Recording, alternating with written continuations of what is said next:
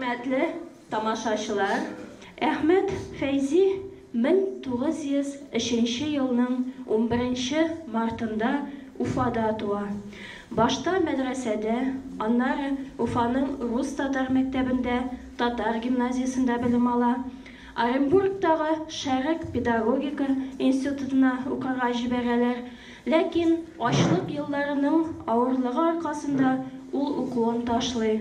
1922 елдан Урта Азия якларына чыгып китә. Анда инде ул мәктәптә дә эшли, шулай ук театр, спектакльләрдә куеп йөри. 1924 елдан Уфага кайта. Укыту тәрбия эшләре белән шөгыльләнә башлый. 1916 елдан Әхмәт Фәйзи иҗат эшенә керешә. Аның беренче иҗат җимешләре булып шигырьләр була. Шигырьләре халык күңелендә уелып киреп кала. Һәм хәзер сезнең каршыгызга Әхмәт Фәйзинең бүгенге көндә иң танылган җырларыннан берсе Умырзая җырын башкарырга Әүхәдиев исемендәге музыка киллияте студенты Хафизова Азалияны чакырасым килә. Без катылавы эргәш җир өстенә Умырзая чыга карагыз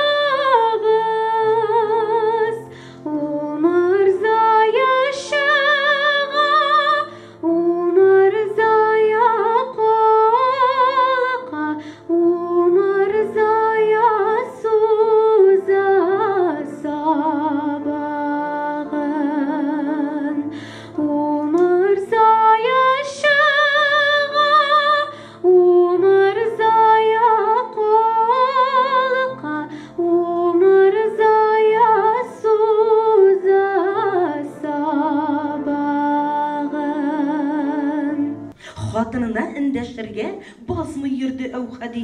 Үзе булай ни өчендер шатланган да шикелле, хатыны белән сөйләшүдән сакланган да шикелле.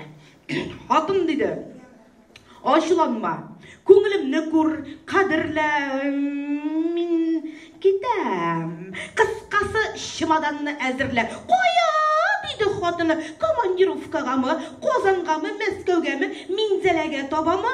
Фронтка диеп Әүхәди әйтте салды тиз генә. Ышанмады хатыны, карулашты иренә. "Бетмәс синең лыгырдавың, фронтка, инде бер ел шул сүздән кайнатасың син бутка.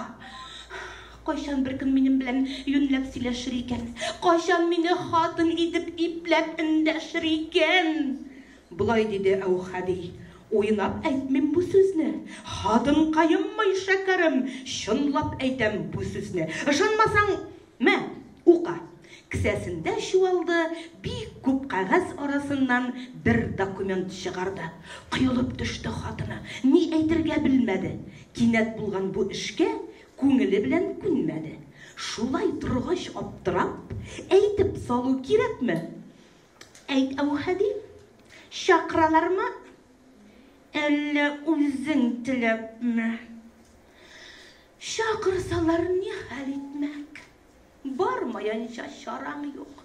Үзең теләп китсәң әгәр, җибәрергә чамам юк. Кызып китте Әүхәди. Аңламыйсың май шәкәр, нәрсә булыр? Һәммәбез өйдә утырсак әгәр. Мин китәм үзем теләп, илемне саклар өчен, ирегемне, хатынымны, баламны яклар өчен. Шулай дигәч май шәкәр йомшый төште, уйлады. Яулыгының читен кабып, шыпырт кына елады. Аямыймын Әүхәди. Илем өчен берни мин. Тик кара акылым белән шуңа гына төшенмим. Ялгызыңны фронтта кем кайгыртыр, яратыр? Кем синең тыруыңа кайнар кофе кайнатыр? Кем әзерләр җылы су? Кем юар киемеңне? Тимәң төшсә кем тагар? Кем тепшер аягыңны? Булай диде Әүхәди. Рәхмәт хатын анысына, мине назлап, кадерләп, иркәләвеңә барысына. Әмма Şunu әйтим әле, артык иркәләдең. Син мине иркәләп тәмам балага әйләндердең. Хәзер үз көнемне үзем күрәсем килә, киресенчә авырлыкка, эшкә күнәсем килә. Мин кешеләр татыганны татып карыйсым килә, кыскасы фашистка атып карыйсым килә. Аттың диде хатыны. Атып нишли аласың? Бомба төшеп бәреп ватса, күзлегең буяласын. Дәшмә хатын. Күз ягын мин анда рәтләдем. Мин просто күземнең рәтсезлеген әйтмәдем. Төне буе йокламады, план корды Әүхәди. Әмма шуңа карамастан иртүк торды Әүхәди. Аңардан да иртә торып, караңгылы яктылы юл кирәген әзерләп төйнәп куйган хатыны. Кая? Диде Әүхәди. Әзерләгән әйберең, гадәтеңчә артыграк салмадыңмы кайберен? Юк, диде хатыны. Һич артыгын салмадым. Әле хәтта куркып торам, җитәрме дип салганым. Зур түйендә юл кирәгең, чемоданда киемең, менә монда чәй белән шикәр салган түйенең, саквояжга тавык белән тутырылган коз салдым, сарык ите кило ярым, куркам, ахыр ас салдым. Менә бусы бик кичкенә, җиңел генә түйенчек, 40 күкәй, 2 киломый, 1 кило эремчек, менә бусы җитәр. Җитәр хатын. Килергән дип белдеңме? Әллә миңа аерым вагон бирерләр дип белдеңме? Түйенчекләр шешелде, чемоданнар ычкынды, Әүхәди әйберләрне бушатырга тотынды. Бушатылды каз, үрдәк, киметелде май, шикәр. Ул бушатканны кире салды май шәкәр. Лыгырдама Әүхәди, бер дә юкка ярсыма, юл газабы, гүр газабы, кирәк булыр барысы да. Карулашты Әүхәди, сатулашты май шәкәр. Багаж шактый шингәч кенә татулашты Әүхәди. Кинәт кенә таралды, куйрып киткән болытлар. Шулай булмый килеп җитте аерылышыр минутлар. Май шәкәрен кычып алды, кадерлесен, якынын һәм чын күңелдән суырып үпте хатынын. Озак үпте, дулкынланды, йөрәк леп-леп сикерде. Иң беренче кавышканда кычып үпкән шикелле.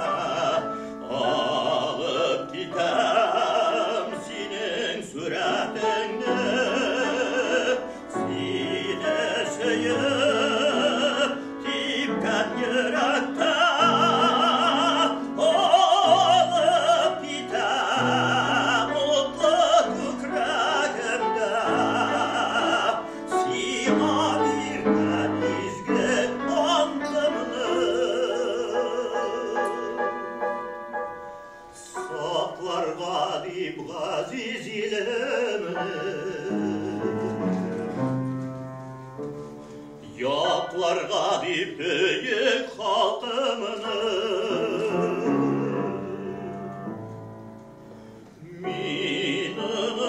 minunupam sine yolda utta yığılıp kalsam sonra binutta dik kalmasın o geniş sonra o geniş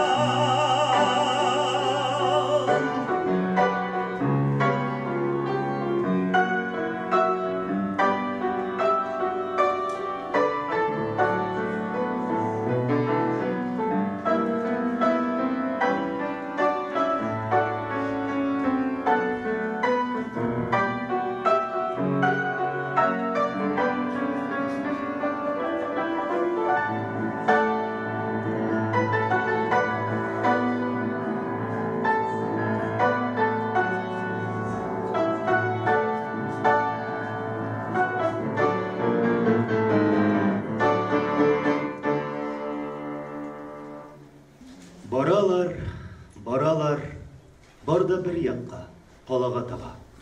Җәяүлеләр, атлылар, юл өстеннән ач каргалар көтүе кузгалып очып китә.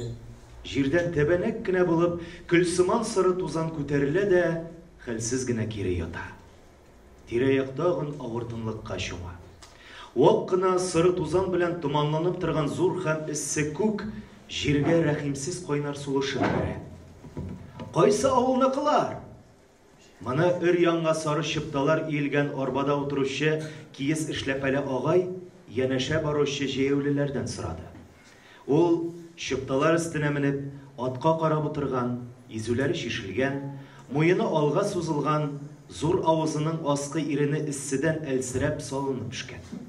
Аңа аркасы белән берку тынлыктан уеп 4-5 яшьлек малай утыра. Ул күзләрен ачарга тырыша, әмма күз кабаклары авырайып басып төшәләр. Күзләр йомыла, иреннәр әкрен генә ачыла, аннан кичкенә ак тешләр тезелеп күренәләр. "Югары ашытлар!" дип җавап кайтарды арба белән янәшә баручыларның берсе. "Үзегез кайсы авыл?" "Ишиле." Башланган әңгәмә шуның белән бераз тынып торды.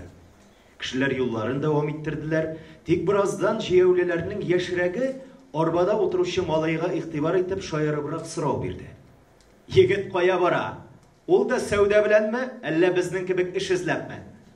Малай күзләрен ачып аңа карады. "Егет минеке түгел. Миңа әманәт итеп кенә биреп җибәрделәр. Авылда рәт бетте. Калада асрамага алучы бар", диде олаучы һәм әйләнеп малайга дәште. "Аякларың уйымадымы, Габдулла энекәш? Сузып утыр син аларны. Менә шулай." Үзе аның аяк астындагы чыптаны көйләбрәк тартып куйды. Кинәт алда кара багана булып өермә күтәрелде һәм юлчылар яныннан гына тузгып үтеп китте. Кешеләрнең йөзенә кайнар җил килеп бәрелде. "Бәхетсезгә җил каршы дип белми әйтмәгәннәр шул", диде җәяүлеләрнең берсе. "Сөйләмә дә", дип аның сүзен алҗыган тавыш белән куәтләп куйды әлеге ашыт кешесе. "Анысына да сүз әйтмәс идең. Җилен дә йырып чыгар идең әле."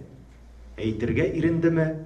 Әллә бу бөтенесе өчен булай да ачык мәсьәлә идеме? Ул сүзен дәвам иттермәде.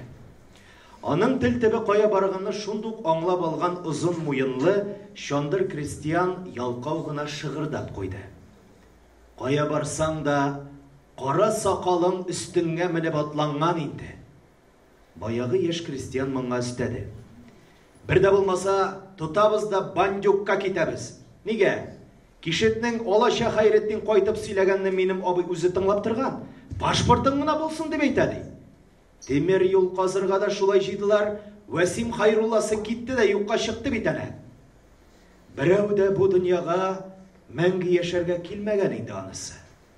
Өметсез бер шайтан ди. Барыйк әле, аннан тагын күз күрер."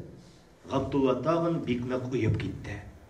Ул яңадан күзләрен ачканда, юлда шабыйлар юк, ат ниндидер авыл урамы белән бара иде. Гаҗәп таныш ис аның борынын кытыклады. Пешкән карта исе. Ашыйсы килеп теләге аның эчен борып алды. Соңгы тапкыр алар бүген иртән ниндидер авылда кунарга кергән җирләрендә чәй эчтеләр. Олаучы абый аңа өйдән алып чыккан кечкенә алабута күмәченең бер читен сындырып бирде. Габдулла аны зур ләззәт белән әз генә тешләп капты. Анда да бер юлы чәйнәп йотмый, бераз авызында суырып торды. Шулай да ул олы телдән кече телгә дә җитмәде. Карта бит ул кыры алабута күмәче генә түгел инде. Ул җылы, тозлы, үзеннән терлекнең ниндидер аеруча бер исе аңкып тора. Соңгы тапкыр ул картаны моннан бер ай элек ашады. Бабасы үзенең соңгы сыерын суйды, аның итен тузлап куйдылар, башын, аякларын, картасын һәм ишәк бавырларын айрым-айрым пешереп ашадылар. Иң тәмлесе әлбәттә өтелгән һәм пешерелгән аяклар булды. Чебен ашарлыкта ит калдырмый кимереп бетерделәр аякларны. Алардан ашыклар калды. Габдулла бабасының улы Кәшфинур белән ашык уйнады. Ат акрын гына авылдан чыгып китте. Карта исе дә бетте. Тик ялгыз идән күккә сыйык кына төтен күтәрелеп калды. Әдәбият тарихында гомумән her edebiyat tarihinde bütün janrlarını da 100 derecede kulaçlagan, bütün janrlarda da aktif icat etken, bizim tanıtkan, o janrlarını üstlergen yazıcılar big az bu. Big sebep bu. O dünya edebiyatında şulay, bizde de şulay. Mine Ahmet Feyzi mine şunday unikal ediplerinin birisi. Şundan da onun şekilli edebiyatının bütün janrlarına da ötüp kırgan yazıcılar belki 20. asırda yoktadır. Hazır da var bir ezgine benim bilgenlerden. Mine şu Ahmet Feyzi poezi de olsun, proza da olsun, dramaturgi de olsun, opera sanatında olsun, balet sanatında olsun, tercüme ülkesinde olsun, edebi tenkit ülkesinde olsun, publisistik ülkesinde olsun, Boğalar edebiyatında. Bu ne? Mındı şimdiden de bu unikal yazışı. Elbette mındı yazışlar bir kaşında mıntılagat iş değil. Allah kileşek bunlarını da terbiyelerge layık edipler. Allah'ın idatları da her daim çıkıp tıgat iştir. Mındı yazışlarının eserleri. Mındı unikal yazışlar eserleri. Bu gacayip yazışlarından da belki bizlerin indi ezgine kaderinde bile bitiririz. Çünkü bize doğallar şu kadar küp. O yakıt biz şunday büyük şahslarımız, Ahmet Feyzi gibi büyük şahslarımız koysak belki ezilip yine buraya kadar da kalatırındır. Mine Tukay'dan 17 yaşlarına yaş olgan bizden Ahmet Feyzi'ye 120 yıl tuldu. O mine yumuşak çoğulgan ömrü anın bir kadar seyahatlerde yiyip uzağal ömrün. Bir oturak durmuş yaşamayan. Anın şuna göre tesiratları da olgan kurgan, kupirgan, o hatta Donbass'ta var çıkan kişiler vardı. Ben bugün dilekçi Donbass. O Donbass'ta bir yaşta yaşadı. 20 yaşta oldu bir gelen olarakta. O Donbass'ta varıp Tatar şahçıları arasında ilim, marifet, nuru dağıtıp yürüyen şey. Ondan sonra hatta aşağı var çıkan zamanda. Aşağıda şey bir yönel o. Kuduşluk şimdi yaşayan bayanda. Anın şavuşturmasa az ömür yaşayan kişi. Bir kızganı elbette. Selametlikle duymağanın gibi şeysen lakin bile şu şavuşturmasa kıska ömründe bu fidaka edip tağ kadar hizmet kaldırgan yüzünden.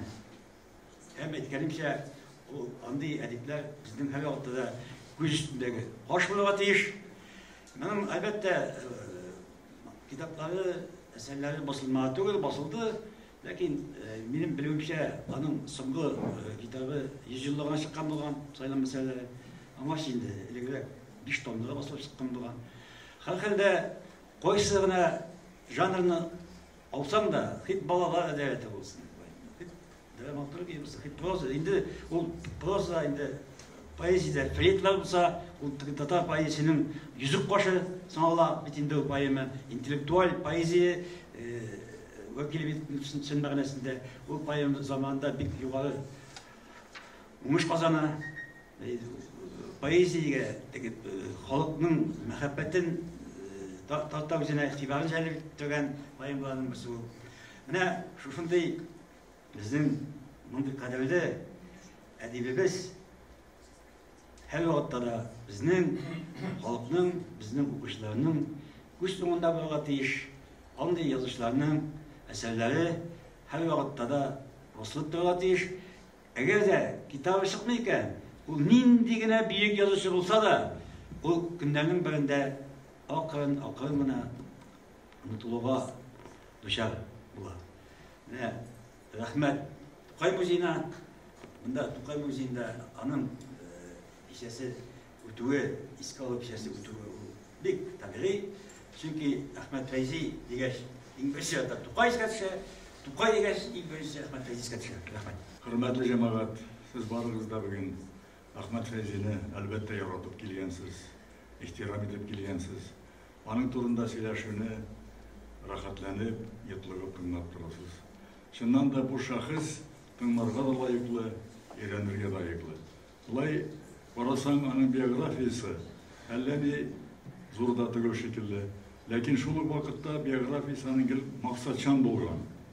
Инде Уфада итекче гаиләсендә туып, шунда башлангыч белемне алгач, мәдрәсәдә укый башлый, ләкин аннан соң үзгәрешләр булып килә, һәм ул аны җибәрәләр Оренбургта ул заманда көнчыгыш телләрне өйрәнү институтына. Анда озак укый алмый, чөнки бер мәлне ачлык башлана, революция бөтен дөньяны үзгәртеп куя, һәм ул Төрекмәнстанга китә. Һәм 21 елдан 24 елга хәтле Төрекмәнстанда тамагын туйдырып яши, һәм татар балаларын җыеп шулай ук мәгърифәт өйрәтә, укырга, язарга өйрәтә.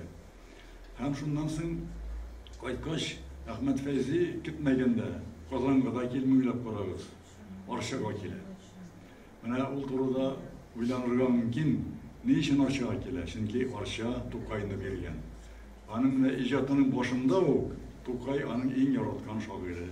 Ул Мәҗит Гафури белән Тукайдан үрнәк алып, инде 15 яшендә беренче шигырьләрен яза башлый. Беренче шигырен "Их, шагыйрь булсаң иде" ди. Чыннан да ул үзенең бу максатына ирешә. Һәм менә хәзер генә мин аны аңладым, аның иҗатын өйрәнгән кеше буларак, ни өчен Арчага килә? Чөнки анда Кырлай бар, анда Тукай эзләре бар. Анда озак кына 1-2 ел Арчада яшәп, Тукайның менә бөтен эзләрен, яшәгән урыннарын, аның аралашкан кешеләрен, аяк баскан эзләренә хәтле тикшереп өйрәнеп кайта. Һәм шуннан соң инде аның даһи Тукай романнары туа. Иң әүвәл Тукай драмасы, аннары Кечкенә Апуш, аннары зурлап китеп Тукай дигән 2 китаптан торган диалогиясын яза. Һәм шуннан да Тукаевед буларак, Тукайны өйрәнүче буларак, аның белән янәшә куярлык кеше күп түгелдер. Менә ни өчен Тукайны ярата ул? Чөнки Тукай аны бер яктан миллилеге белән, икенче яктан фикере белән, һәм өченче яктан татар халкына хас моңны үзенең әсәрләрендә чагылдыру белән тартып тора. Әхмәт Фәйзи иҗаты турында чыннан да көне буе сөйләп булыр иде. Мин инде яшьрәк чакта да Әхмәт Фәйзи турында яздым, өйрәндем. Һәм менә мәсәлән бер мәкаләмне булай дип аталган "Фикер, сурәт һәм моң". Уйлап карыйм да чыннан да дөрес әйтелгән бит. Инде ул фикер шагыйре. Ул татар поэзиясында интеллектуаль башлангычны югары дәрәҗәгә күтәргән шагыйрьләребезнең берсе. Һәм аның менә шул кайсы гына әсәрен карама, анда беренче чиратта интеллектуаль кешенең менә куәте, акыл җигәре, аны моннан да зур шагыйрьләр ясый. Һәм икенчесе сурәт. Аның сурәтлелеккә ул бик нык игътибар итә. Сурәт байлыгы аның искиткеч, аны шул сөйләп тә була, язып та була, һәм моң. Менә шул күрсәтелгән Умырзая дигән җырын алып карагыз, анда татар халкына моң туры мәгънәсендә чагылыш тапкан. Ниһаять Әхмәт Фәйзинең шуннан да ул бик йөрергә ярата, бер урында тормый ул, беркайчанда Төрекмәнстаннан кайткач, Казанда да була, аннан соң Мәскәүгә барып урнаша, 31 елда Мәскәүдә урнаша да, шуннан соң инде иҗат эше белән генә шөгыльләнә. Һәм Әхмәт Фәйзи менә дөрес әйтте, Газинур Мурат, шуннан да жанрлар үзенчәлеге ягыннан, бөтен жанрларны кылачлап бару ягыннан, менә мәсәлән мин аның белән янәшә куярлык шагыйрьне белмим. Инде ул 55 яшендә вафат була. Безнең бар шагыйрьләребез язучылар 90-га җиткән, 100-гә якынлашканнар да бар. Ләкин шулай да менә шул хәтле кылачлы мирас калдырмаганнар. Һәм аннан соң без Тукайга барыбыз да дөрес Әхмәт Фәйзигә бурычлы, чөнки ул Тукай бүләген булдыра. Тукай бүләген булдыра һәм беренче Тукай бүләген ала 58 елда һәм 2 айдан соң вафат була. Әгәр Әхмәт Фәйзи Тукай бүләген алмаган булса, ул миңа да эләкмәгән булыр иде. Мен аннасын жамағат нәрсе айтасым келе менің. Шыннан да Токай музейі бик зор рахмет аларға. Bütün büyük kişiler özüne iske ala. Hem şundan da Ahmet Feyzi'ni yaratkan kişilerin bunda kübüsü, onların bilen binanı. Kübüsü şundan da Ahmet Feyzi'ni yaratalar. Onu yaratmışa, hürmetmişe bulmuyor. Ben mesela prozasını artık bilmeyeyim, dramaturgiyasını bilmeyeyim. Lakin onun şiiriyetin, poezisini öğrengen kişi. Onun şu hatta bir poeması, Fleytler degen poeması şimdi Tokay bilegine layıklı şair oldu. Yani 30. yıllarda Tatar poezisine Ant poeması bilen Hasan Tufan gelip kire, Musa Celil gelip kire, Fatih Kerim, şundan da şular arasında da Fleytler poeması yüzde bir ayrılıp tura lezzet verip. Yani kızık kına, onun tıp heroyu lirik kahraman. Ol yüz isiminden sili. Ol revolüsiya şaklı, rahatlıkta yaşayan, dünya maşakkatlarını artık bulmagan, hem şolay turmuş barır, üzgermişe barır diye oylayı. Ol fleytlardan yarada. Ahmet Feyzi'ni geliştirip birden kişi, onun geçirişleri bilen, cılanığı, sızlanığı bilen. İkinci yapta fleytlar ıngıraşa. Yani tavuşları bilen şu kişinin hislerine beraber revişte tavuşlarını üzerdi. Hem Irak'ta dengiz şeykala. Bana şu iş momentini alıp, Fleytlar romanında o kişinin dünyaya karşı üzgerini, dünyaya karşını akranlap, anladım hadi bir soruş. Bulayda tüyler geceni buturam. Sen ona şiraz etken. Hem